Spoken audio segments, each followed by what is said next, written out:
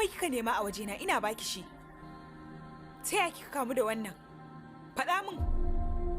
Ko na faɗa ba za ki yadda ba. Ki faɗa min na ce. Je ne. Yayi mijinki ne je. Ba tun yanzu ba. Ya jima yana bani su. Ki je ki tambaye shi. Janvi! Ƙarya za ki min don ki kubuta daga hukuncin laifinki? Ta yaya za ki kira shi da zallan sunansa haka? Ki gaya min da wani suna zan kira mara daraja irinsa. Kin ko san me yake gudana a cikin gidan nan da abubuwan da nake fuskanta ni kaina? Ba komai ko da kin ki yarda. Ki hankali da shi. Je ɗinki ya sa miyagun ƙwayoyi a cikin abincina ba tare da sani na ba. Ya saba min da ƙwayoyi yanzu kuma yana takura min akan sai ba daidai ba da ni.